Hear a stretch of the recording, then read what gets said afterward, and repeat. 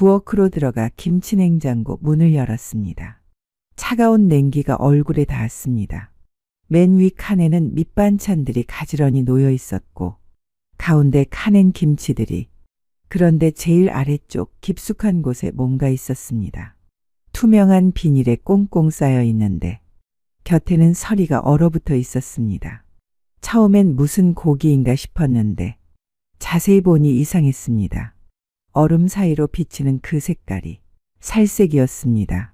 손끝이 저절로 떨렸습니다. 아니, 뭔가 잘못 본 거야. 그냥 무 같은 거겠지. 하얀 무뿌리를 비닐에 싸놓은 거겠지. 라고 생각했지만 눈을 뗄 수가 없었습니다. 어머님, 뭐 찾으세요? 등 뒤에서 갑자기 며느리 목소리가 들렸습니다.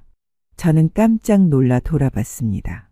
며느리가 부엌 입구에 서 있었는데 얼굴이 새하얗게 질려 있었습니다. 그런데 그 표정이 금세 바뀌었습니다. 입꼬리를 억지로 올리며 웃음을 지었습니다. 아, 김치 넣으려고. 어머님? 며느리가 묻는 말투가 이상했습니다.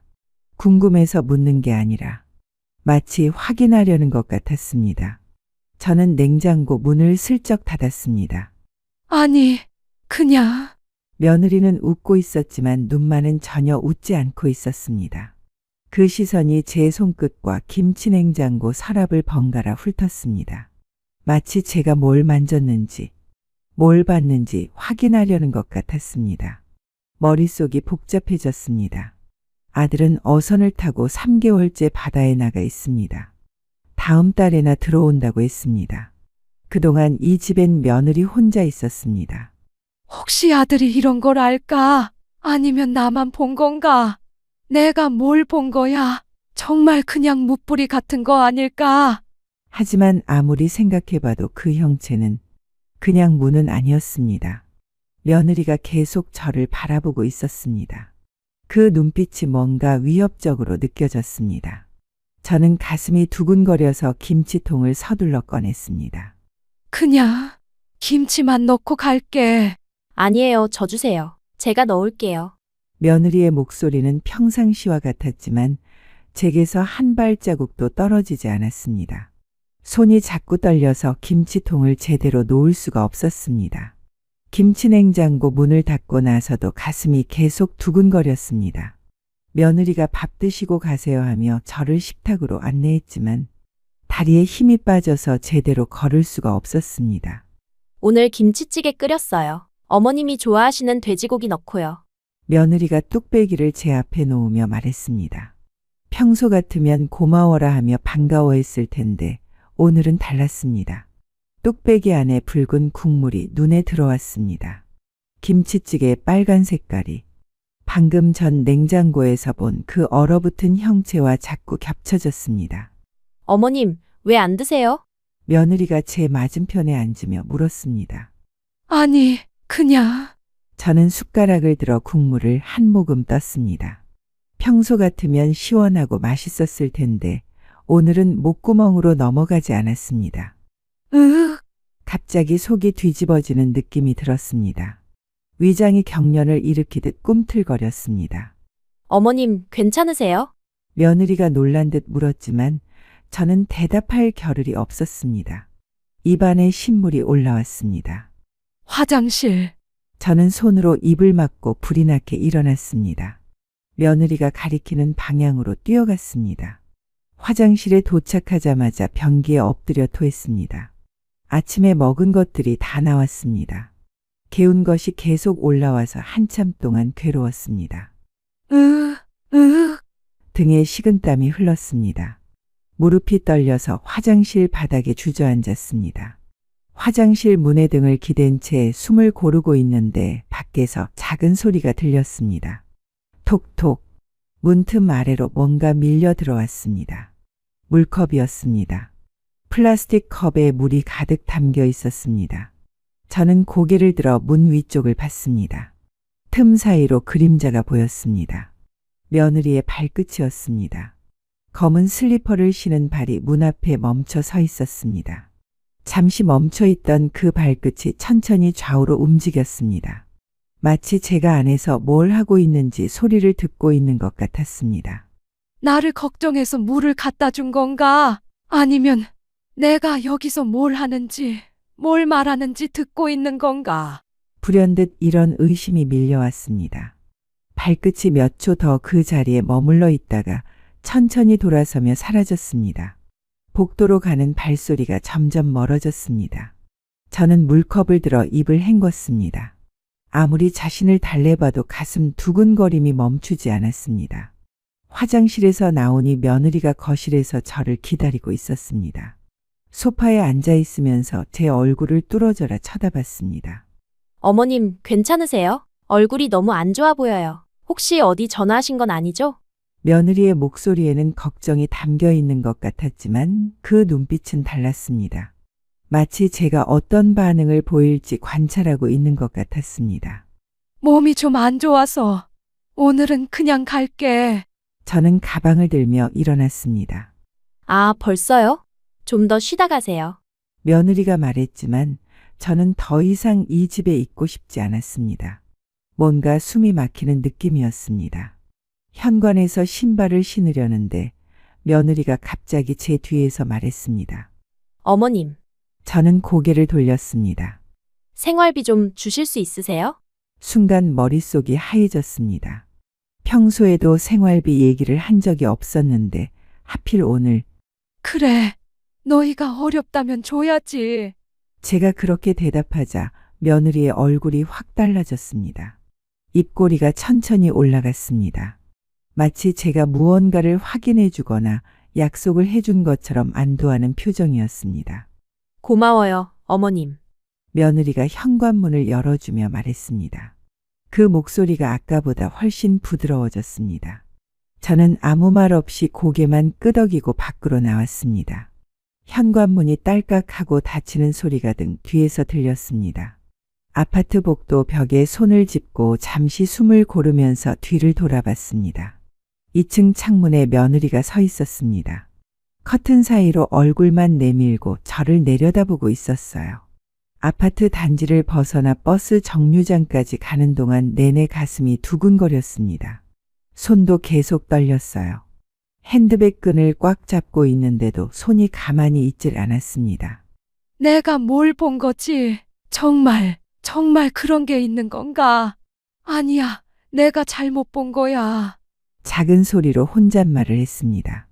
옆에 서 있던 할머니가 저를 한번 쳐다봤지만 신경 쓰지 않았습니다. 집에 거의 도착했을 때는 이미 해가 기울어가고 있었습니다. 버스에서 내려 골목으로 접어드는데 발걸음이 무겁기만 했어요. 긴 숨을 내쉬었지만 가슴 답답함이 가시지 않았습니다. 집까지 50m쯤 남은 골목을 걷는데 뒤에서 발소리가 들렸습니다. 설마 하고 뒤돌아보니 며느리가 그 어두운 골목 끝에서 걸어오고 있었습니다. 어머님, 목소리가 부드럽지만 그 안에 묘하게 서늘한 기운이 스며 있었습니다. 오늘 어머님이 좀 이상해서 걱정돼서 따라와 봤어요. 역시 제가 데려다 드렸어야 했는데. 그 말이 이상하게 들렸습니다. 며느리가 이렇게까지 저를 따라 나온 적은 단 한 번도 없었거든요. 그러지 말고 저희 집에서 하루 자고 가세요. 아니, 얘가 여기까지 다 왔는데 무슨 소리니? 아니야, 나는 이제 집에 가볼 테니까. 저는 핸드백에서 열쇠를 꺼내며 말했어요. 너도 늦기 전에 빨리 들어가. 그리고 이어지는 한마디. 어머님, 혹시 어디 따로 전화하신 곳은 없죠? 무슨 전화? 저는 열쇠를 문에 꽂으며 일부러 덤덤하게 물었어요. 그냥 몸이 안 좋으시다고 하셔서 병원이나 어디. 아니야, 그냥 체했나 봐. 이제 괜찮아. 저는 문을 열면서 며느리를 돌아봤어요. 빨리 들어가. 이 늦은 시간에 왜 따라와서. 며느리가 잠시 그 자리에 서 있더니 천천히 고개를 끄덕였습니다. 네, 그럼 들어가세요. 조심히. 가슴이 철렁 내려앉았습니다. 그 목소리는 부드러웠지만 대답을 잘못하면 안 될 것 같은 묘한 압박감이 있었습니다. 아무 말도 못하고 고개를 저었는데 며느리의 눈동자가 제 표정을 훑는 걸 느꼈습니다. 그 순간 등골이 서늘해졌습니다. 생전 처음으로 내 며느리가 낯선 사람처럼 느껴졌습니다. 집 안으로 들어가서 문을 닫고 창문 틈으로 살짝 내다봤어요. 며느리가 한참 동안 제 집 앞에 서 있다가 천천히 돌아서서 사라졌습니다. 그때 핸드폰이 울렸습니다. 으악! 갑작스런 벨소리에 깜짝 놀라서 소리를 질렀어요. 손에 들고 있던 열쇠가 바닥에 떨어졌습니다. 가슴이 쿵쾅거렸어요.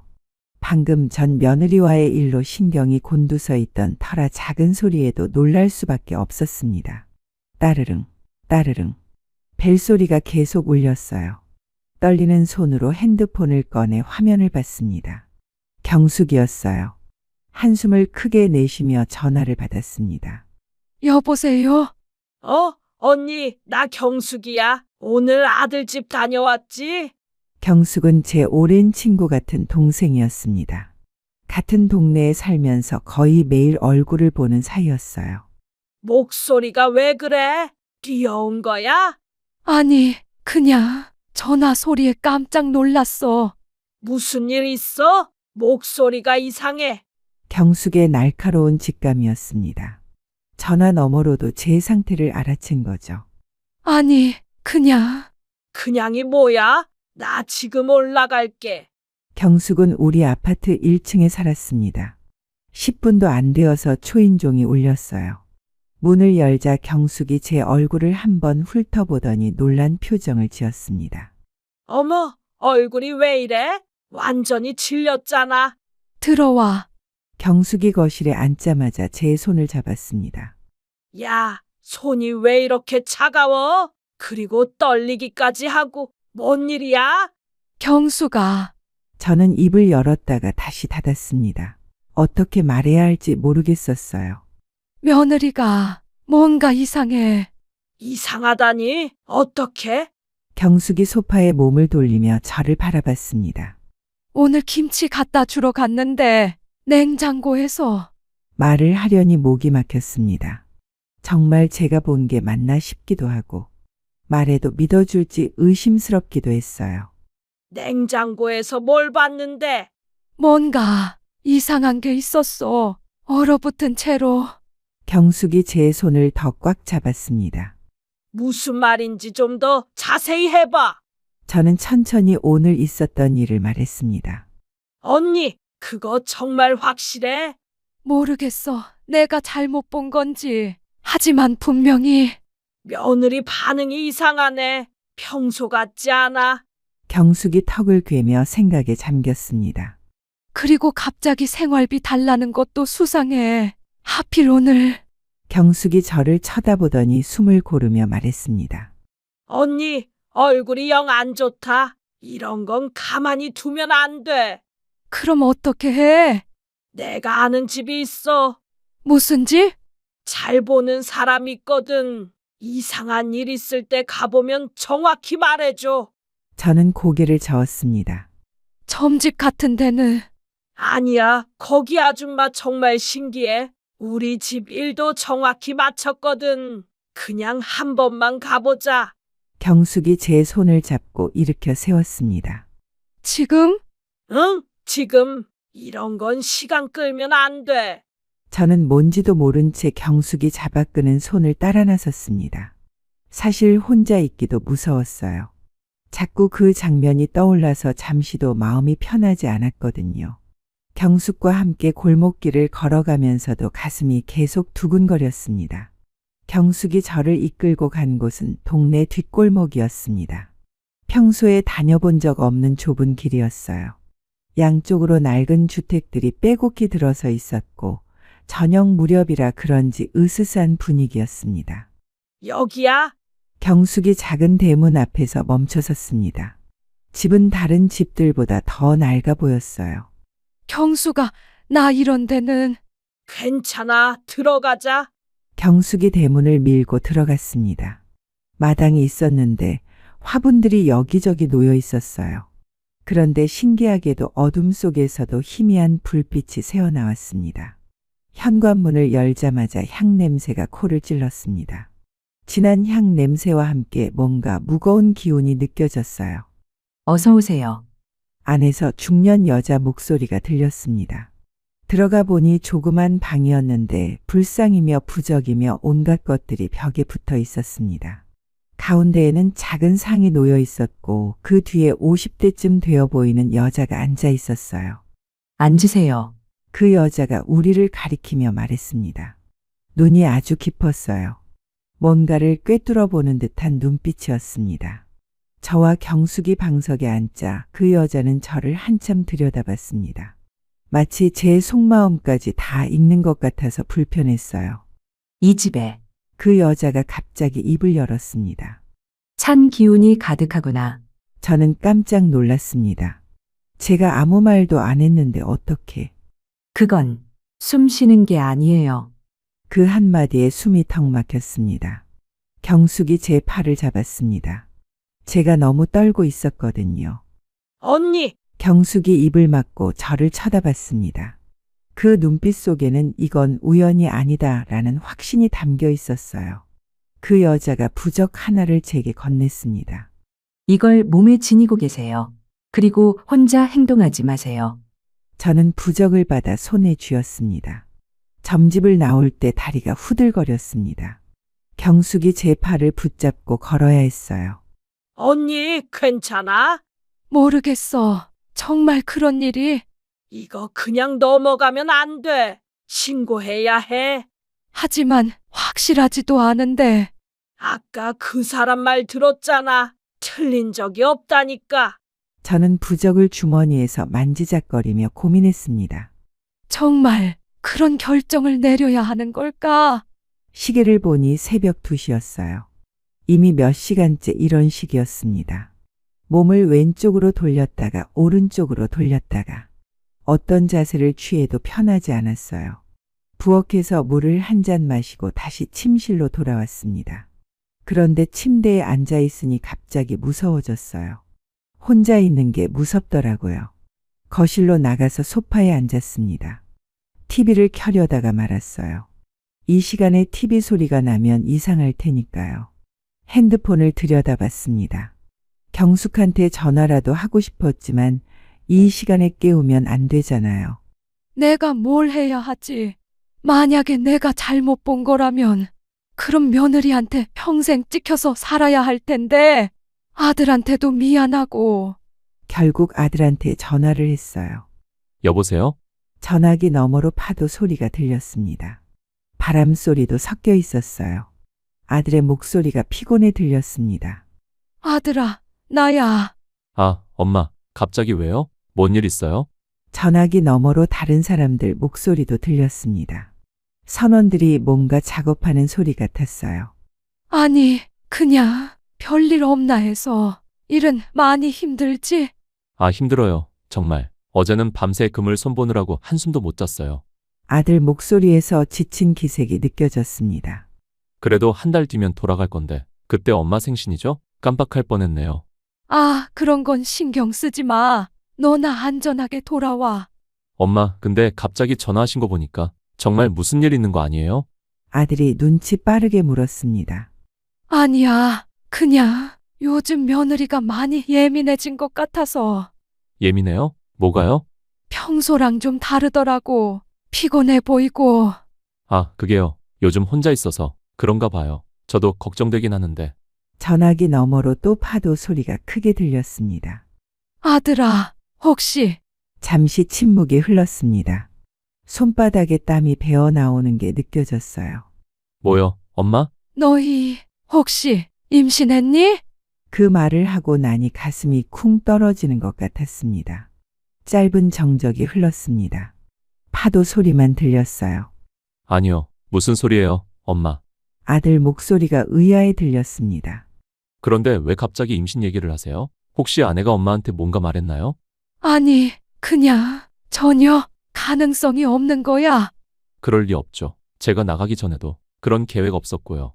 아들이 웃으며 대답했습니다. 그리고 그런 사실이 있었으면 엄마한테 제일 먼저 알렸겠죠.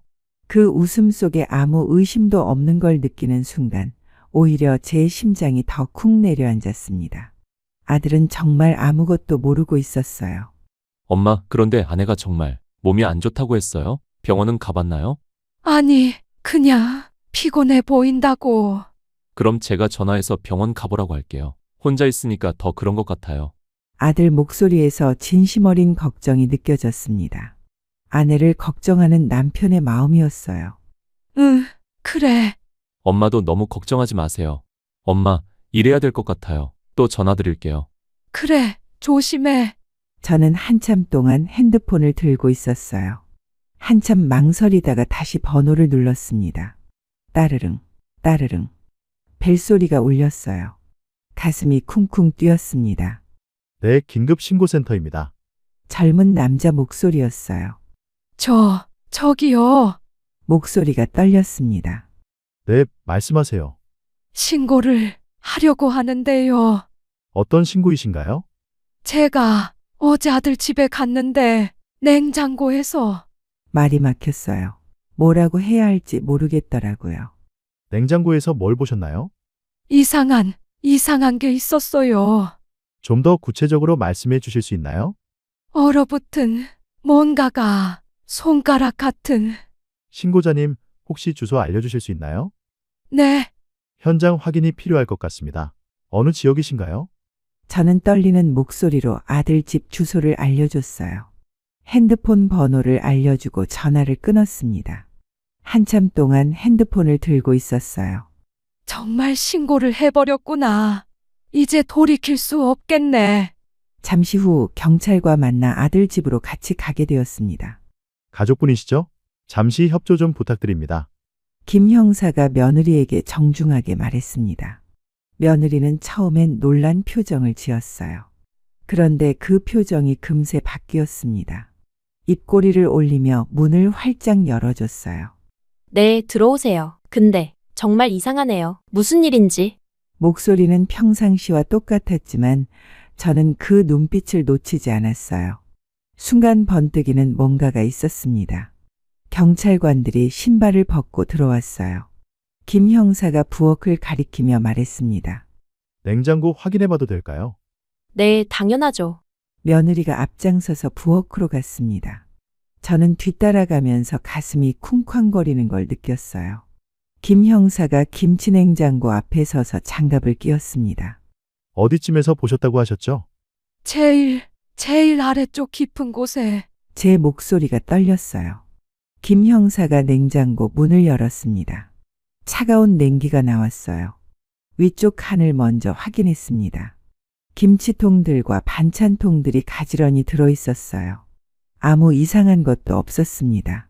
가운데 칸도 마찬가지였어요. 깔끔하게 정리되어 있었습니다. 제일 아래쪽 서랍을 열었을 때 저는 숨을 멈췄어요. 비어 있었습니다. 서랍은 깨끗하게 닦여 있었고 김치와 반찬통만 가지런히 들어 있었어요. 어제 제가 봤던 그 얼어붙은 무언가는 온데간데 없었습니다. 어떡해. 제가 중얼거렸어요. 김 형사가 제일 밑에 있는 얼어붙은 비닐꾸러미를 들어 올렸습니다. 겉으로 보기에는 그냥 고기 덩어리 같았어요. 이게 뭐야? 다른 경찰관이 물었습니다. 돼지고기인가? 김 형사가 비닐을 조심스럽게 뜯어봤어요. 정말 그냥 돼지고기였습니다. 목살 부위 같아 보였어요. 며느리가 옆에서 말했습니다. 아, 그거요? 3일 전 오후 2시쯤 하나로마트에서 샀어요. 삼겹살이랑 같이요. 너무 정확한 대답이었어요. 시간까지 정확히 기억하다니. 김 형사가 저를 바라봤습니다. 어머님, 혹시 이게 아니었나요? 아니에요. 어제 봤던 건 이게 아니었어요. 제 목소리가 점점 작아졌어요. 다른 경찰관이 냉장고 안을 더 자세히 살펴봤습니다. 구석구석 다 확인했지만 아무것도 없었어요. 김 형사가 저를 바라보며 조심스럽게 물었습니다. 어머님, 혹시 착각하신 건 아닌지. 저는 아무 말도 못하고 고개를 떨궜습니다. 그때 며느리가 경찰관들에게 작은 목소리로 말했어요. 형사님들, 잠시만요. 며느리가 경찰관들을 거실 쪽으로 안내했습니다. 저는 부엌에 혼자 남겨졌어요. 사실은 며느리의 목소리가 조심스럽게 들려왔습니다. 최근에 어머님이 치매 증상이 있으세요. 그 말에 제가 깜짝 놀라 거실로 나가려다가 멈췄어요. 치매요? 김 형사가 놀란 듯 물었습니다. 네, 처음에는 저도 몰랐는데 몇 달 전부터 조금씩. 며느리 목소리가 떨리기 시작했어요. 예전에는 그러시지 않았는데 같은 말씀을 계속 반복하시고 어디 갔다 온 것도 자꾸 깜빡하시고. 구체적으로 어떤 증상이 있으셨나요? 다른 경찰관이 물었어요. 저번 주에도 김치 가져다 주러 오셨는데 계속 같은 질문을 하시더라고요. 냉장고에 뭐가 들어있냐? 이게 뭐냐 하면서. 며느리가 손으로 눈가를 닦았어요. 그래서 그날도 집 앞까지 잘 가시는지 확인했고요. 아, 그래서 따라가셨던 거군요. 네, 혼자 가시다가 길을 잃으실까봐 걱정돼서. 며느리 목소리가 점점 울먹거렸어요.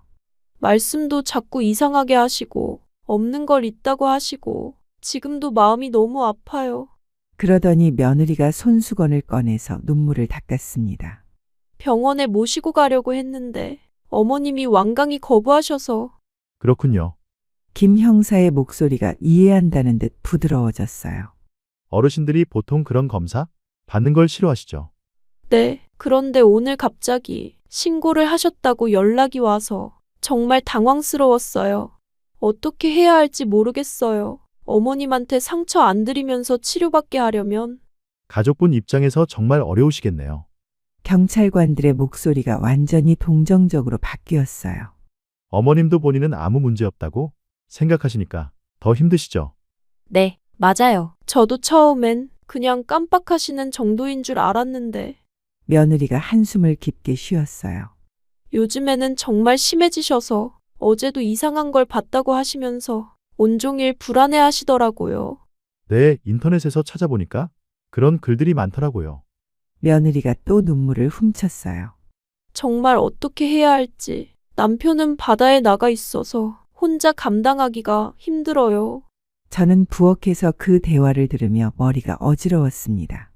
치매, 환각, 망상? 며느리가 경찰들에게 제가 정신이 이상한 사람이라고 말하고 있었어요. 그것도 눈물까지 흘리면서. 어머님 괜찮으세요? 김 형사가 부엌으로 와서 저에게 물었어요. 그런데 그 목소리가 아까와 달랐어요. 마치 정신병 환자를 대하는 것 같은. 네.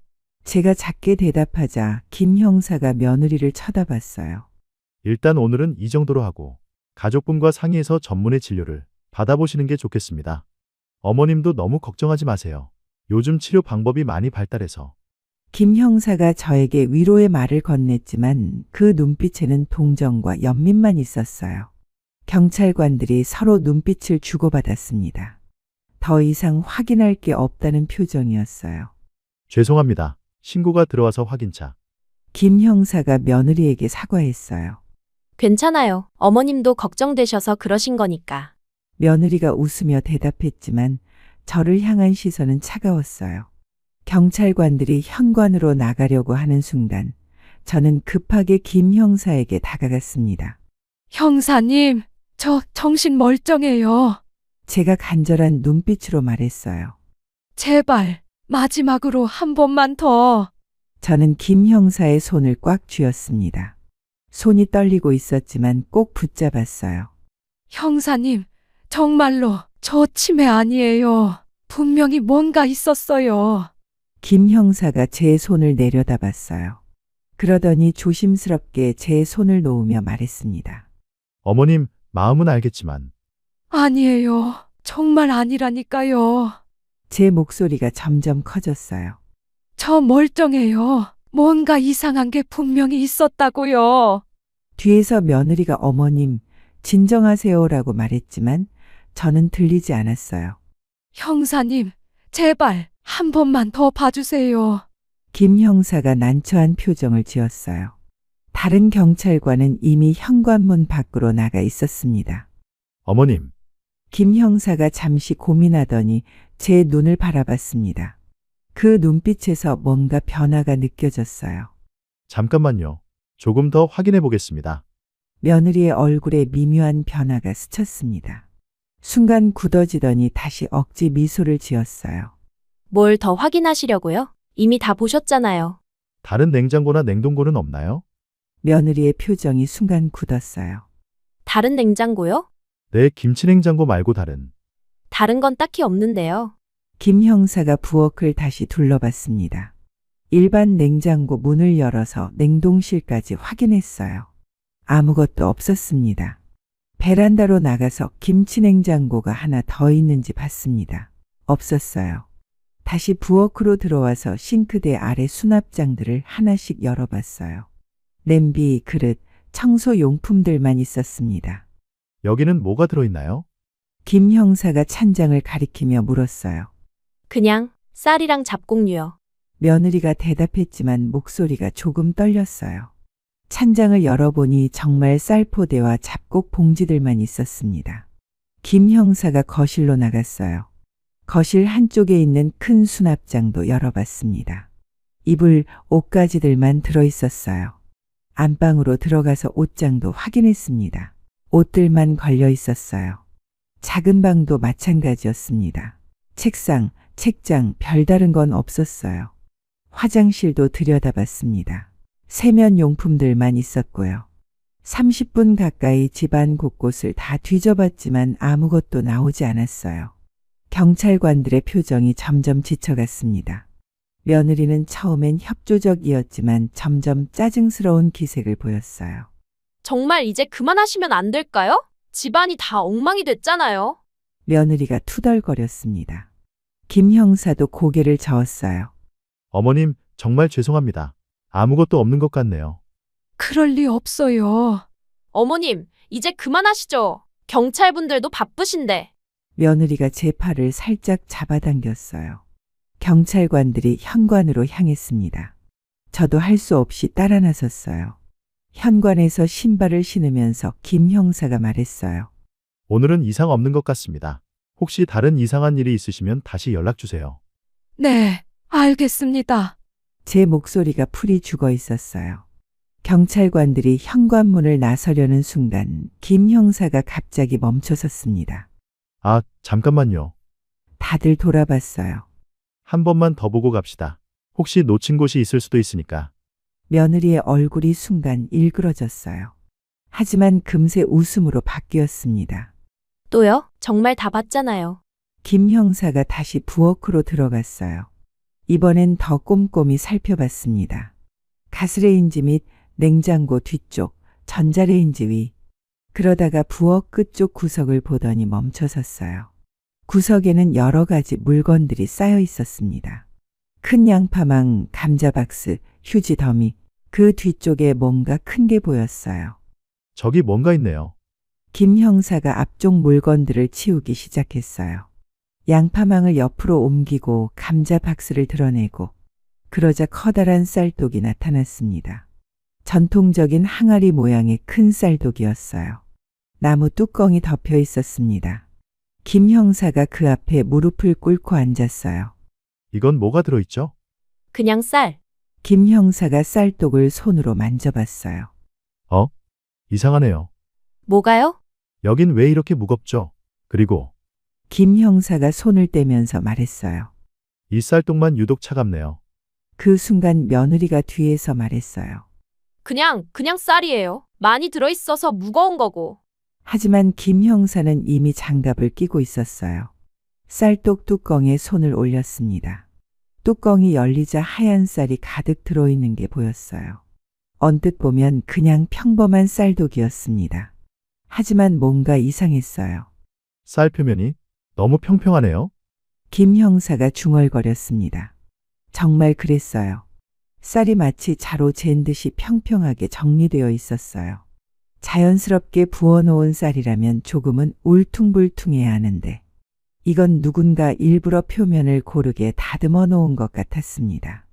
며느리가 뒤에서 말했어요. 그냥 제가 정리 좀 해놓은 거예요. 벌레 들어갈까봐. 목소리가 점점 불안해지고 있었습니다. 김 형사가 주먹을 쌀 속으로 깊숙이 넣었어요. 뭔가에 닿았나 봐요. 표정이 굳어졌습니다. 뭔가 있네요. 쌀을 한 움큼씩 걷어내기 시작했어요. 하얀 쌀알들이 바닥에 떨어졌습니다. 며느리가 급하게 말했어요. 아, 그거 쌀벌레 잡는 약이에요? 방충제 같은. 하지만 김 형사는 계속 쌀을 파헤쳤습니다. 다른 경찰관도 와서 도왔어요. 쌀을 더 걷어내자 뭔가 단단하고 차가운 감촉이 손끝에 닿았습니다. 이건 방충제가 아니네요. 김 형사의 목소리가 낮아졌어요. 쌀을 더 많이 걷어내자 서리가 낀 비닐 꾸러미가 모습을 드러냈습니다. 투명한 비닐에 꽁꽁 쌓여 있었어요. 이게 뭐죠? 김 형사가 그 꾸러미를 조심스럽게 들어 올렸어요. 며느리가 다급하게 소리쳤습니다. 그건 그냥 고기예요. 돼지고기. 하지만 김 형사는 이미 비닐을 살짝 벗기고 있었어요. 비닐 일부가 벗겨지자 숨이 턱 막히는 정체가 나타났습니다. 김 형사가 급하게 뒤로 물러났어요. 현장에서 시신 확인. 그가 무전기를 들고 단호하게 말했습니다. 즉시 감식반 요청. 부엌 한 공기가 한순간에 얼어붙었어요. 저는 쌀독 앞에 주저앉고 말았습니다. 다리에 힘이 빠졌거든요. 정말 있었구나. 며느리의 표정이 그제야 완전히 일그러졌어요. 더 이상 웃을 수도 변명할 수도 없었습니다. 아니에요. 그건 정말 고기라니까요. 마지막까지 거짓말을 하려고 했지만 김 형사가 이미 그녀에게 다가가고 있었어요. 손 뒤로 하세요. 아니에요. 정말 아니에요. 며느리가 소리 지르며 뒤로 물러섰어요. 하지만 다른 경찰관이 뒤에서 그녀를 붙잡았습니다. 김 형사가 수갑을 꺼냈어요. 영장 없이 체포합니다. 찰칵 수갑이 채워지는 소리가 부엌에 울렸습니다. 그 소리가 제 귀에 너무도 뚜렷하게 들렸어요. 며느리가 수갑이 채워진 채로 바닥에 주저앉았습니다. 아니라고. 나 정말? 하지만 이미 늦었어요. 김 형사가 무전기로 계속 지시하고 있었습니다. 감식팀 긴급 출동 요청. 현장 보존 철저히 하고. 저는 쌀독을 바라보며 눈물이 났어요. 며느리를 바라봤을 때 그녀도 저를 쳐다보고 있었어요.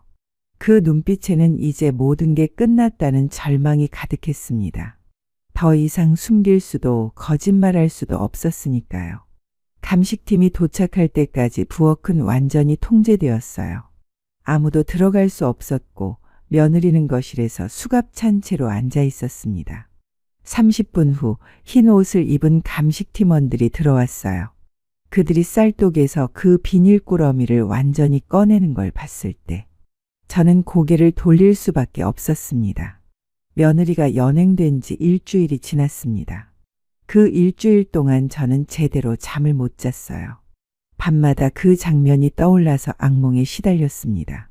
경숙이 매일 찾아와서 돌봐줬어요. 밥도 해주고 말동무도 해주고 혼자 있으면 미칠 것 같았거든요. 언니, 아직도 잠을 못 자? 어떻게 자겠어. 계속 그 생각만 나. 언니 잘못 아니야. 너무 자책하지 마. 하지만 자책하지 않을 수 없었어요. 혹시 제가 더 일찍 눈치챘다면 그 아이를 구할 수 있었을지도 모르잖아요. 그런데 금요일 오후에 김 형사한테서 전화가 왔습니다. 어머님, 저 김 형사입니다. 네, 형사님. 잠시 시간 되시면 만나서 얘기할 게 있습니다. 무슨 일이신가요? 전화로는 직접 만나서 말씀드리는 게 좋겠습니다. 1시간 후 김 형사가 집으로 찾아왔어요. 경숙도 함께 있었습니다. 거실에 앉은 김 형사의 표정이 심각했어요. 어머님, 유전자 분석 결과가 나왔습니다. 제 가슴이 쿵 떨어졌어요. DNA가 김 형사가 잠시 망설이더니 천천히 말했습니다. 아드님과 일치하지 않습니다. 그 순간 머릿속이 하얘졌어요. 네, 친자가 아닙니다. 그럼 누구? 아들이 배에 나가 있던 동안 며느리는 다른 남자를 만났던 거였네요. 네, 현재 용의자는 모든 혐의를 부인하고 있지만 증거들이 명확합니다. 불륜 관계였던 남성의 신원도 확인됐습니다. 하지만 사실을 전혀 몰랐다고 진술했습니다. 경숙이 입을 막고 고개를 저었어요. 어떻게 그런 일을? 왜 그런 끔찍한 짓을? 아마도 들키는 걸 두려워했던 것 같습니다. 아들이 받을 충격을 생각하니 마음이 찢어지는 것 같았어요. 그럼 아들이 돌아오면 사실을 말씀드려야겠죠. 이미 언론에도 보도되기 시작했으니까요. 아이고, 우리 아들이 어머님, 아드님께는 제가 직접 연락드리겠습니다. 김 형사가 일어서며 말했어요. 재판 과정에서 증인으로 출석해달라고 연락드릴 수도 있습니다. 네, 알겠습니다. 아들이 부산항에 들어온다는 연락을 받고 KTX를 탔습니다. 부산역에서 아들을 기다리면서 가슴이 답답했어요. 어떤 얼굴로 마주해야 할지. 멀리서 걸어오는 아들의 모습을 보는 순간 눈물이 났어요. 살이 많이 빠져 있었고 얼굴이 완전히 상해 있었습니다. 엄마, 아들이 저를 보자마자 두 발자국도 못 가서 그 자리에 주저앉고 말았어요. 역 한복판에서 아들아, 저도 급하게 달려가서 아들을 부축했습니다. 사람들이 쳐다봤지만 신경 쓸 겨를이 없었어요. 엄마, 나 미치겠어요. 아들이 제 어깨에 얼굴을 묻고 흐느꼈습니다. 30살 넘은 어른이 아이처럼 울고 있었어요. 우리는 서둘러 집으로 돌아왔습니다. 집에 도착해서도 아들은 거의 말을 하지 못했어요. 소파에 앉아서 멍하니 있다가 갑자기 울음을 터뜨리고 내가 바다에서 고생할 때 집에서는 아들이 중얼거렸어요. 같이 살면서 웃으면서 나 보내놓고 그 얼굴로 어떻게. 아들이 머리를 감싸고 앉았어요. 저는 아들의 두 손을 꽉 잡았습니다. 내 잘못 아니야. 그건 그 사람 속이 썩어 있었던 거야. 하지만 엄마, 내가 더 일찍 눈치챘어야 했는데. 아니야. 누가 그런 상상을 하겠어? 만약에 엄마가 못 봤다면 나는 계속 모르고 살았을 거예요. 나 이제 어떻게 살아요? 누굴 믿고 살아요? 시간이 지나면 안 될 것 같아요. 절대 안 될 것 같아요. 다음 날 아침에 변호사 선임하러 함께 갔어요. 혼인무효 소송을 준비해야 했거든요. 변호사 사무실에서 아들이 이혼이 아니라 혼인무효예요. 라고 여러 번 확인했어요. 네, 이런 경우는 혼인무효 사유에 해당합니다. 그럼 처음부터 결혼하지 않았던 걸로 되는 거죠? 네, 그렇습니다. 아들이 그제야 조금 안도하는 표정을 지었어요. 하지만 여전히 불안해했습니다. 혼인무효 판결이 나온 지 한 달 후 우리는 집을 정리하기 시작했습니다. 아들이 그 동네에 더 이상 있기 싫어했거든요. 엄마, 여기서 계속 살면 매일 그 생각 날 것 같아요. 그래, 어디든 가자. 사실 저도 마찬가지였어요. 그 아파트 단지만 봐도 가슴이 답답해졌거든요. 시골에 작은 전원주택 있어. 거기서 같이 살면 어때? 주변이 온통 논밭이고 조용한 시골 마을이었습니다. 이사 가는 날 아들이 처음으로 웃는 모습을 봤어요. 엄마, 공기가 정말 좋네요. 그치? 여기서 마음 편히 쉬어. 집은 크지 않았지만 아늑했어요. 거실과 방 2개, 작은 부엌. 제일 좋았던 건 마당이었어요. 꽤 넓은 마당에 흙이 좋아서 뭐든 기를 수 있을 것 같았어요. 엄마, 여기서 뭐 키워봐요. 아들이 마당을 둘러보며 말했어요. 뭘 키울까?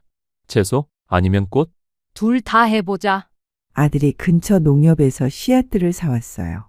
상추, 깻잎, 고추, 그리고 꽃씨도 몇 종류. 아들이 직접 밭을 일구기 시작했어요.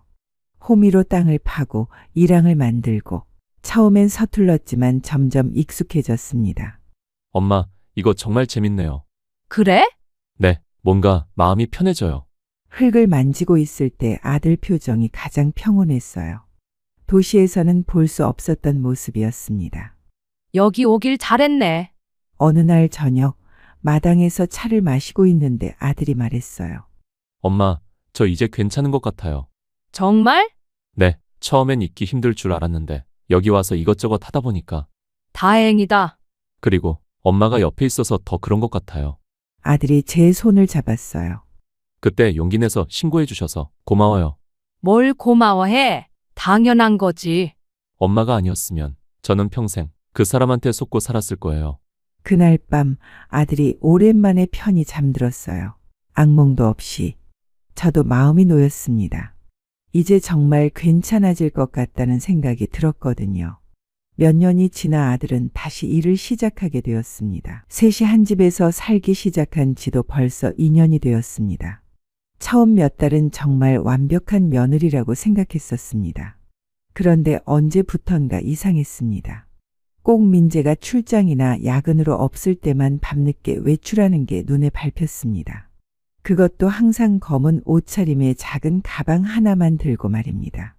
처음엔 별 생각 없었습니다.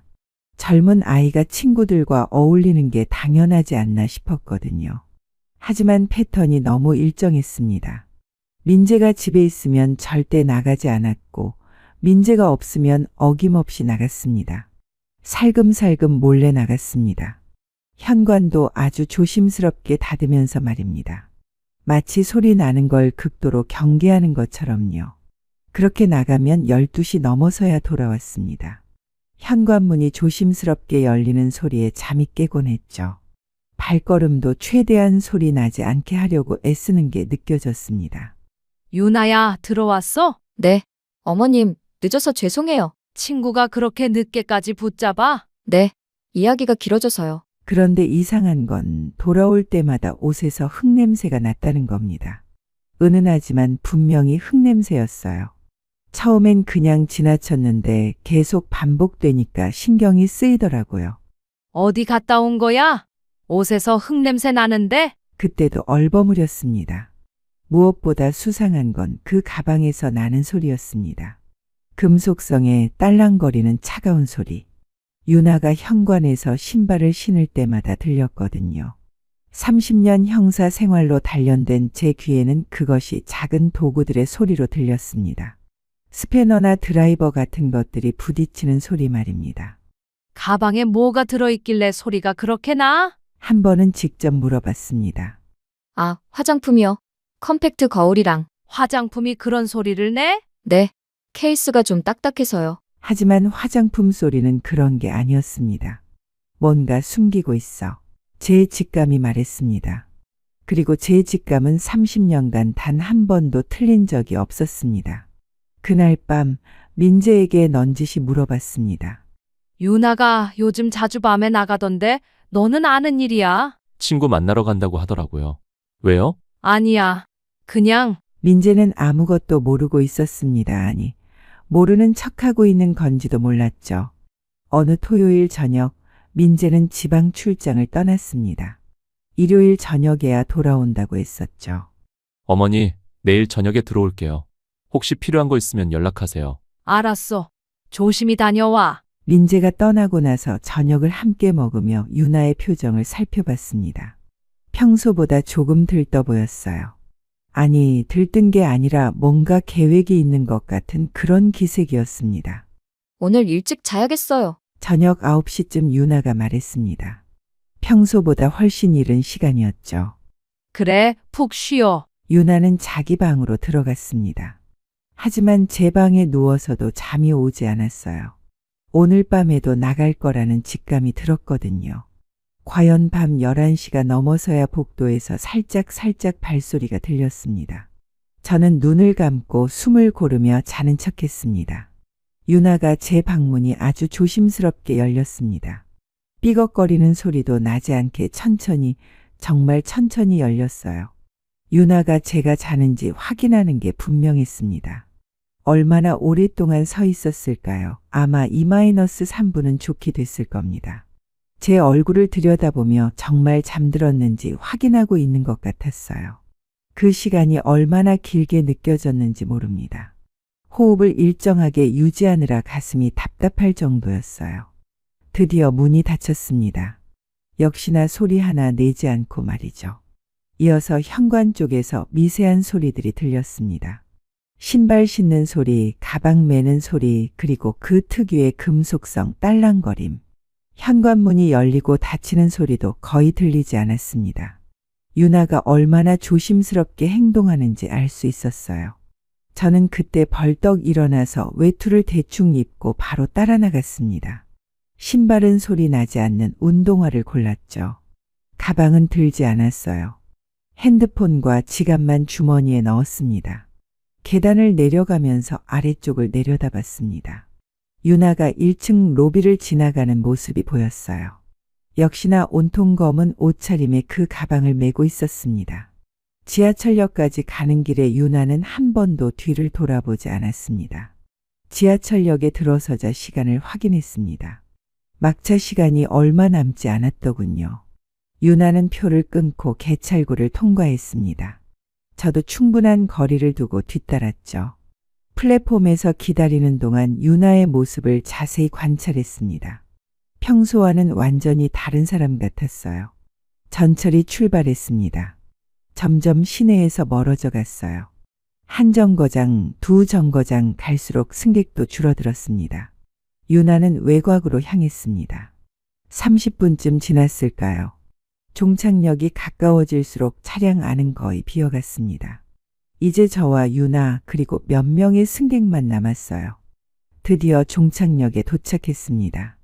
유나가 먼저 내렸고 저는 한참 뒤에 내렸습니다. 역을 나서자 을씨년스러운 풍경이 펼쳐졌습니다. 가로등도 성긴 외곽 지역이었어요. 이런 곳에 무엇이 있다는 걸까요? 유나는 역에서 나와 어둠 속으로 걸어갔습니다. 저는 더욱 조심스럽게 뒤를 따랐죠. 15분쯤 걸었을까요? 유나가 멈춘 곳을 보고 저는 깜짝 놀랐습니다. 종착지는 낡은 묘역이었습니다. 묘지라고? 이 시간에? 가슴이 두근거리기 시작했습니다. 범죄자들이 증거를 묻거나 은닉품을 숨기는 장소로 묘지를 이용하는 경우를 여러 번 봐왔습니다. 저는 긴장했습니다. 이제 정말로 무슨 일이 벌어지는지 알아야 할 때였습니다. 가로등 하나 없는 그곳에서 유나는 작은 손전등을 켰습니다. 어둠을 가르는 그 작은 불빛이 묘역 곳곳을 비췄어요. 오래된 묘비들 사이를 헤매며 뭔가를 찾는 모습이 마치 이곳에 익숙한 사람 같았습니다. 처음 오는 곳이라면 이렇게 확신에 찬 발걸음을 보일 수 없을 텐데요. 바람이 불 때마다 나뭇가지들이 서로 부딪히는 소리가 으스스했지만 저는 숨을 죽이고 지켜봤습니다. 큰 나무 뒤에 몸을 숨기고 유나의 일거수일투족을 관찰했어요. 손전등 불빛이 이리저리 움직였습니다. 묘비 하나하나를 확인하는 것 같았어요. 드디어 유나가 멈춘 곳이 있었습니다. 사랑하는 엄마 이은영의 묘라고 적힌 오래된 묘비 앞이었습니다. 친정어머니 묘구나. 제사도 아닌데 왜 이런 늦은 시간에 찾아온 걸까요? 그것도 혼자서 말이에요. 유나는 무릎을 꿇더니 가방에서 작은 삽을 꺼냈습니다. 제가 들었던 그 금속성 소리의 정체가 바로 이것이었군요. 그리고 조심스럽게 구덩이를 파기 시작했습니다. 역시 뭔가를 묻고 있어. 삽질하는 소리가 밤 공기를 가르며 들려왔습니다. 흙을 파는 소리, 돌에 부딪히는 소리. 유나는 생각보다 능숙하게 구덩이를 팠어요. 얼마나 팠을까요? 30cm 정도의 구덩이가 만들어졌습니다. 그리 깊지는 않았지만 뭔가를 묻기에는 충분해 보였어요. 구덩이를 파더니 가방에서 꺼낸 무언가를 넣고 다시 묻어두었습니다. 손전등 불빛이 흔들려서 정확히 무엇인지는 보이지 않았지만 작은 물건 같았어요. 그러고 며느리는 한참을 중얼거리며 거기서 무릎을 꿇고 엉엉 울었습니다. 처음엔 작은 흐느낌이었어요. 하지만 점점 커져서 목 놓아 우는 소리가 되었습니다. 밤의 정적을 깨뜨리는 그 울음소리가 얼마나 처절했는지 모릅니다. 바람에 실려오는 유나의 목소리가 들렸어요. 무슨 말을 하는지는 정확히 들리지 않았지만 계속 중얼거리고 있었습니다. 10분쯤 그렇게 울더니 유나는 손으로 눈물을 닦았습니다. 그리고 묘비 앞에 절을 했어요. 정중한 절이었습니다. 아무도 없는 늦은 시간 사연이 많아 보이는 여자. 일단 오늘은 여기까지 조사하고 빨리 택시를 타고 집으로 가기로 했습니다. 묘역을 나와서 큰 길까지 나왔습니다. 다행히 심야 택시가 지나가더군요. 손을 들어 택시를 세웠어요. 어디로 갈까요? 아름 아파트 단지요. 집에 도착했을 때는 새벽 1시가 넘어 있었습니다. 엘리베이터를 타고 올라가면서 가슴이 두근거렸어요. 유나가 먼저 집에 와 있을까요? 아니면 아직 묘지에 있을까요? 문을 열고 조심스럽게 들어갔습니다. 집 안은 조용했어요. 유나 방에 불은 꺼져 있었습니다. 저는 재빨리 옷을 갈아입고 침대에 누웠습니다. 그리고 자는 척을 했어요. 현관문이 조심스럽게 열리는 소리가 들렸습니다. 발걸음 소리도 거의 들리지 않았어요. 유나가 얼마나 조심스럽게 걸어오는지 알 수 있었습니다. 복도를 지나 제 방 앞에서 잠시 멈춰섰습니다. 잠시 후 유나가 돌아왔습니다. 제가 자는지 확인하려는 것 같았어요. 제 방문이 살짝 열렸습니다. 아주 조심스럽게 소리 하나 내지 않고 말이에요. 마침내 문이 닫혔습니다. 그리고 유나가 자기 방으로 들어가는 발소리가 들렸어요. 얼마 후 화장실에서 물 흐르는 소리가 났습니다. 씻고 있는 것 같았어요. 분명히 뭔가 큰 비밀이 있었습니다. 그리고 저는 그 비밀을 파헤쳐야 했어요. 다음 날 밤, 저는 다시 그 묘지로 향했습니다. 하루 종일 머릿속에서 떠나지 않던 그 장면 때문이었어요. 유나가 무엇을 묻었는지 직접 확인해야겠다는 생각이 들었습니다. 이번에는 준비를 철저히 했습니다. 작은 삽과 손전등 그리고 비닐 장갑까지 준비했어요. 혹시 모를 증거를 오염시키지 않기 위해서였습니다. 밤 10시쯤 집을 나섰습니다. 유나는 일찍 잠자리에 들었다고 했으니 안전할 거라고 생각했어요.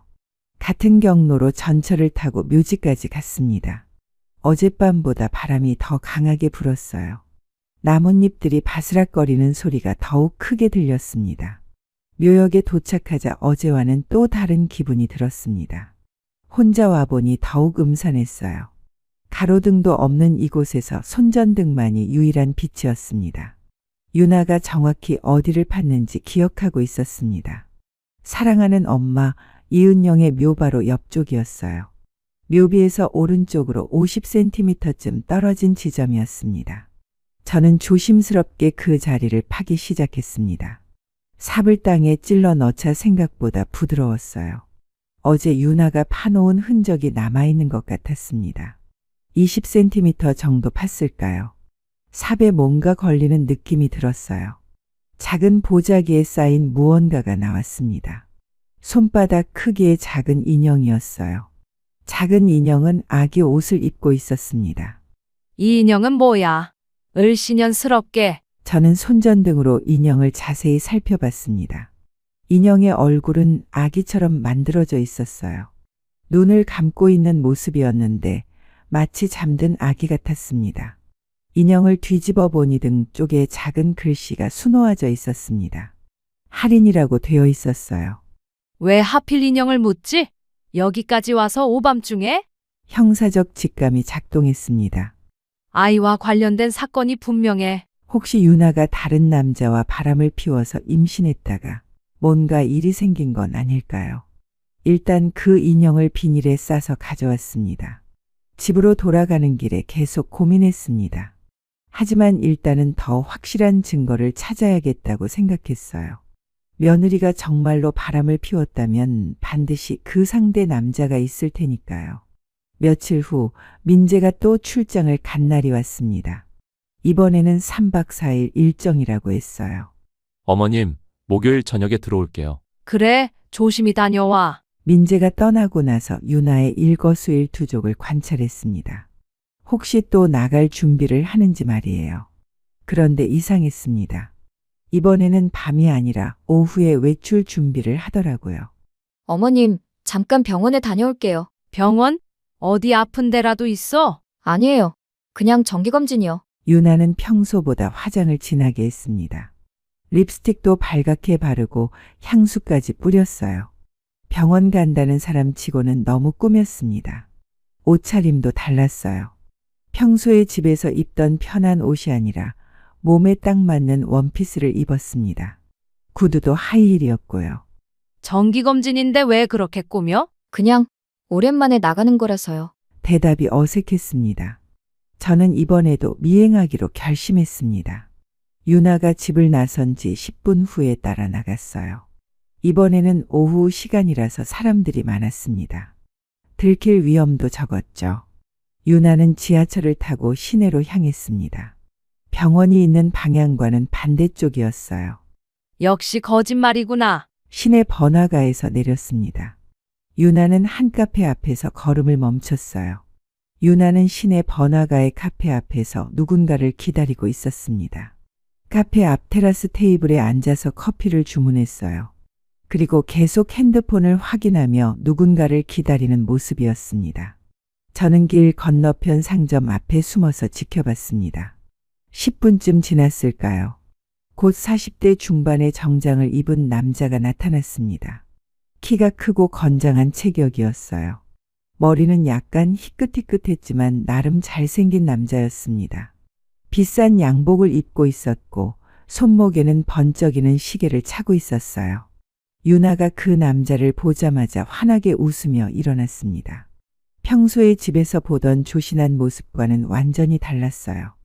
둘은 잠깐 대화를 나눈 후 함께 걸었습니다. 남자가 유나의 어깨에 손을 살짝 올리는 모습이 보였어요. 유나는 그것을 자연스럽게 받아들였습니다. 마치 연인 사이처럼 말이에요. 두 사람의 분위기가 심상치 않았습니다. 처음 만나는 사이가 아니라는 게 한눈에 보였어요. 서로에게 익숙한 모습이었거든요. 그리고 향한 곳은 호텔이었습니다. 대낮에 호텔이라고? 가슴이 쿵쾅거렸습니다. 저는 숨어서 그들을 지켜봤습니다. 호텔 입구에서 조금 떨어진 커피숍에 들어가서 창가 자리에 앉았어요. 유나는 그 남자와 함께 당당하게 호텔 로비로 들어갔습니다. 모든 퍼즐이 맞춰지기 시작했습니다. 그래, 그 남자가 아이 아빠구나. 묘지에서 찾은 인형과 초음파 사진 그리고 지금 이 장면까지. 그래서 몰래 만나는 거야. 민재가 출장 갔을 때만 만나는 거였어요. 그래서 그렇게 조심스럽게 행동했던 거고요. 완전히 바람이 확실해. 이제 의심할 여지가 없었습니다. 유나는 결혼 후에도 다른 남자와 바람을 피우고 있었어요. 저는 커피숍에서 1시간 넘게 기다렸습니다. 혹시 두 사람이 나올까 해서였어요. 오후 4시쯤 되어서야 두 사람이 호텔에서 나왔습니다. 유나의 옷차림이 조금 흐트러져 있었어요. 머리도 약간 헝클어진 상태였고 화장도 지워진 것 같았습니다. 두 사람은 호텔 앞에서 잠깐 대화를 나눈 후 각자 다른 방향으로 헤어졌어요. 남자는 택시를 타고 사라졌고 유나는 지하철역으로 향했습니다. 저는 유나를 따라가지 않고 그 자리에 서 있었습니다. 충격이 너무 컸거든요. 그래서 매달 묘지에 가서 그렇게 울었던 거예요. 죄책감과 슬픔 때문에 말이에요. 민재가 알면 얼마나 충격을 받을까. 제 아들을 생각하니 가슴이 아팠습니다. 민재는 유나를 그렇게 사랑하는데 유나는 뒤에서 이런 일을 하고 있었다니. 그날 저녁집에 돌아왔을 때 유나는 평소처럼 저녁을 준비하고 있었습니다. 어머님, 저녁 드세요. 병원은 잘 다녀왔어? 네, 별일 없대요. 거짓말을 태연하게 하는 모습이 더욱 충격적이었어요. 저녁을 먹으면서도 계속 유나를 관찰했습니다. 겉으로는 평범한 며느리였지만 이제는 다르게 보였어요. 그날 밤 잠자리에 누워서도 계속 생각했습니다. 일단 민재가 오면 다 같이 있는 자리에서 확실하게 밝혀야겠다. 아직은 때가 아니야. 다음 날 밤 민재가 출장에서 돌아왔습니다. 저녁 9시쯤이었어요. 어머니, 다녀왔습니다. 고생했다. 짐 정리하고 씻어라. 민재는 피곤해 보였습니다. 3박 4일 출장이 꽤 힘들었나 봐요. 유나는 민재가 돌아오자 부산스럽게 움직였습니다. 짐을 받아주고 따뜻한 물을 끓이고 간단한 야식까지 준비했어요. 여보, 고생 많았어요. 뭐 드실래요? 괜찮아. 비행기에서 먹었어. 하지만 제 눈에는 유나의 행동이 모두 연기로 보였습니다. 며칠 전 호텔에서 다른 남자와 함께 있던 모습이 계속 떠올랐거든요. 민재가 씻고 나와서 거실에 앉았을 때 저는 기회가 왔다고 생각했습니다.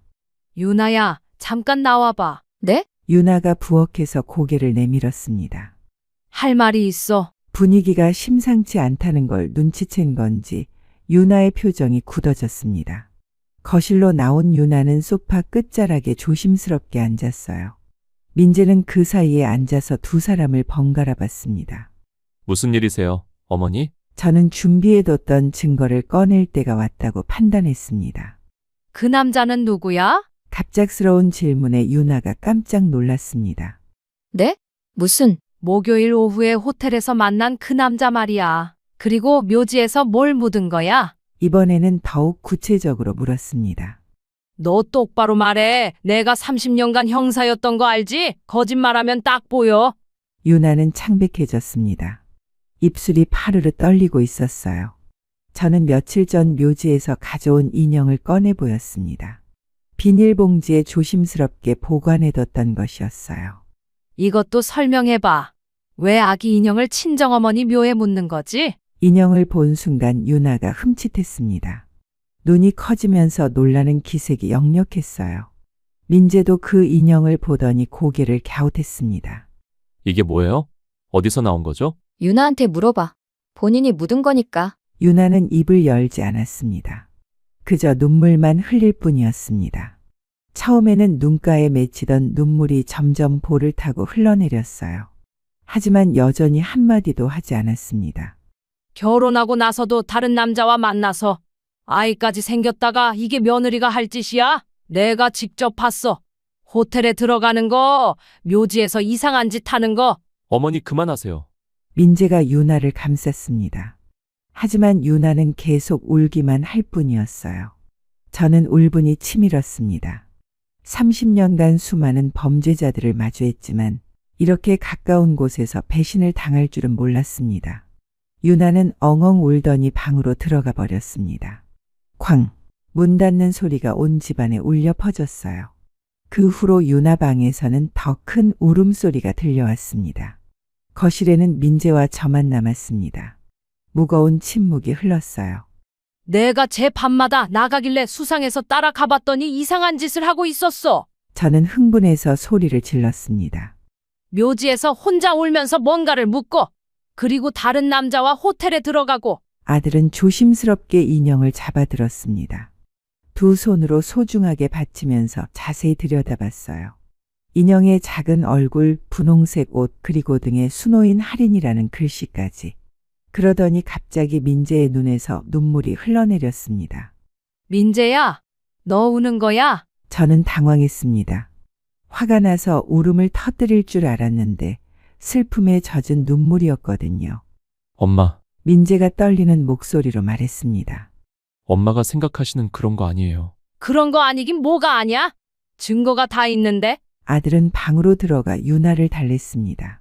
문 너머로 민재가 유나를 달래는 목소리가 들렸어요. 저는 거실에 혼자 남아서 복잡한 심경이었습니다. 아들의 반응에 너무 속이 답답했어요. 지금 불같이 화를 내도 시원찮을 마당에 왜 아내를 감싸주고 있는 거지? 30분 정도 지나자 유나와 아들이 나왔습니다. 유나는 눈이 퉁퉁 부어서 말이 아니었어요.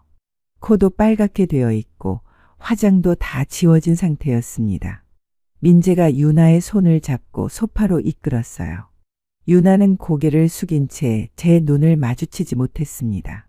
어머니, 유나가 설명하고 싶다고 해요. 민재가 조심스럽게 말했습니다. 유나는 한참 동안 말을 못했어요. 입술을 떨며 말할 준비를 하고 있는 것 같았습니다. 어머님, 떨리는 목소리로 시작했습니다. 말씀드렸어야 했는데 차마 말할 용기가 없었어요. 유나가 눈물을 닦으며 계속했습니다. 이 인형, 할인이는 우리 아이예요. 작년 4월에 임신한 걸 알았어요. 너무 기뻤어요. 민재도, 저도. 임신? 네, 처음에는 어머님께 바로 말씀드리려고 했어요. 하지만 초기라서 조심스럽다고 민재가 고개를 끄덕였습니다. 3개월까지는 조심하자고 했거든요. 유나가 말을 멈췄어요. 너무 힘든 얘기인 것 같았습니다. 4개월 차에 정기검진을 받으러 갔는데 의사 선생님이 심장이 뛰지 않는다고. 목소리가 점점 작아졌어요. 그날이 8월 12일이었어요. 유나가 흐느끼기 시작했습니다. 갑자기 아기가 없어진다는 게 믿어지지 않았어요. 의사 선생님은 누구 잘못도 아니라고 했지만 저 때문인 것 같았어요. 제가 뭔가 잘못해서 아기를 지켜주지 못해서 어머님께 걱정 끼치고 싶지 않았어요. 그리고 민재도 일 때문에 바빠서 이 인형은 할인이가 태어나면 주려고 만든 인형이에요. 할인이를 잃고 나서 더욱 엄마가 그리워졌어요. 그래서 할인이를 엄마 곁에 묻어드리고 싶었어요. 하늘에서 잘 보살펴달라고 기도했어요. 그래서 밤에 몰래. 민재한테 걱정 끼치기 싫어서. 그리고 어머님도 모르시는 일이니까. 유나가 고개를 더욱 숙였습니다. 호텔은 컨퍼런스에 상담 받으러 간 거였어요. 우울증이 심해져서. 그건 제가 유나를 위해 소개시켜준 거예요. 네가? 네, 유나가 너무 힘들어해서요. 몇 달 동안 밥도 제대로 안 먹고 잠도 못 자고. 민재가 유나를 걱정스럽게 바라봤습니다. 그래서 회사 선배한테 상담 받을 곳이 없냐고 물어봤어요. 김 과장님 부인도 비슷한 경험을 하셨거든요. 그분이 소개해 주신 곳이에요. 민재가 핸드폰을 꺼내 보여줬습니다. 하나 호텔 3층에 있는 희망심리상담센터예요. 여성들을 위한 전문 상담센터거든요. 그런 곳이 있구나. 네. 거기서 매월 둘째 주 목요일마다 함께하는 마음이라는 모임을 열어요. 비슷한 경험을 한 사람들끼리 모여서 서로 위로하고 격려하는 거예요. 혼자가 아니라는 걸 느낄 수 있도록. 그래서 그 남자와 함께 들어간 거구나. 네, 그분이 김 박사님이에요. 그 모임을 진행하시는 심리상담사분이고요. 유나가 조심스럽게 말을 이었습니다. 처음에는 정말 가기 싫었어요. 낯선 사람들 앞에서 제 이야기를 한다는 게. 하지만 민재가 꼭 가보라고 해서 한 번만 가보자고 했는데 어땠어? 정말 도움이 많이 됐어요. 유나의 목소리에 진심이 담겨 있었습니다. 거기 계신 분들도 다 저와 비슷한 경험을 하신 분들이었어요. 박사님이 말씀하시기를 우울증은 매우 자연스러운 반응이래요. 하지만 혼자 끙끙 앓으면 더 심해질 수 있다고. 하지만 지난번에는 처음으로 할인이 이야기를 했어요. 어떤 이야기를? 할인이가 얼마나 소중했는지, 그리고 제가 얼마나 그리워하는지. 힘들었을 텐데. 울면서 말했어요. 그런데 이상하게 말하고 나니까 조금 후련했어요. 민재가 유나의 손을 잡았습니다. 박사님이 그러시더라고요. 감정을 표현하는 게 치유의 첫걸음이라고. 그렇구나. 그리고 할인이를 위해 뭔가 해주고 싶다는 마음도 자연스럽다고 하셨어요. 유나가 고개를 끄덕였습니다. 그래서 할인이 인형을 만든 것도 엄마 곁에 묻어드린 것도 다 자연스러운 애도 과정이라고 하셨어요. 유나가 인형을 꼭 안았습니다. 아직도 힘들어요. 하지만 예전보다는 많이 나아졌어요. 제가 유나를 제대로 돌봐주지 못해서 혼자 가게 해서 미안해. 내가 같이 갔어야 했는데. 아니야, 민재야. 소개해줘서 고마워. 엄마한테는 미리 말씀드렸어야 했는데. 유나가 고개를 숙였습니다. 제가 말씀드렸어야 했어요. 하지만 어머님께 걱정 끼치고 싶지 않았고, 그리고 아직 제 마음도 정리가 안 됐었거든요. 이해한다. 그런데 이렇게 오해받을 줄은 정말 죄송해요. 그제야 모든 퍼즐이 완전히 맞춰졌습니다. 유나는 다른 남자와 바람을 피운 게 아니라 아이를 잃은 아픔을 치유하려고 노력하고 있었던 거였어요. 모든 상황을 이해하고 나니 가슴이 무너지는 것 같았습니다. 저는 유나의 손을 잡고 눈물을 흘렸습니다. 정말 미안하다. 아가. 목이 메어서 말이 제대로 나오지 않았어요.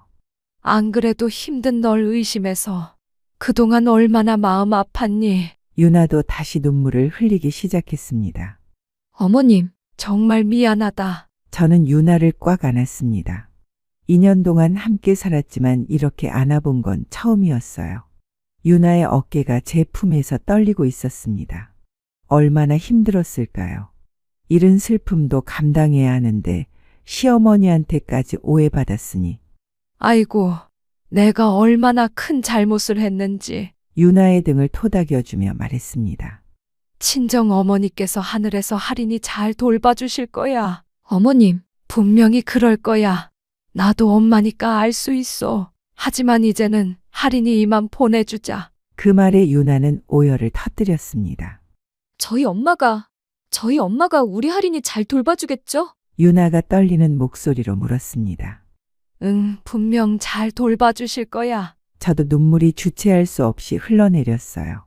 그럼 엄마 마음이 다 그렇지. 할인이가 외롭지 않게 할머니가 잘 돌봐주실 거야. 그리고 할인이는 이제 아프지도 않고 춥지도 않을 거야. 네. 따뜻한 할머니 품에서 행복하게 지낼 거고.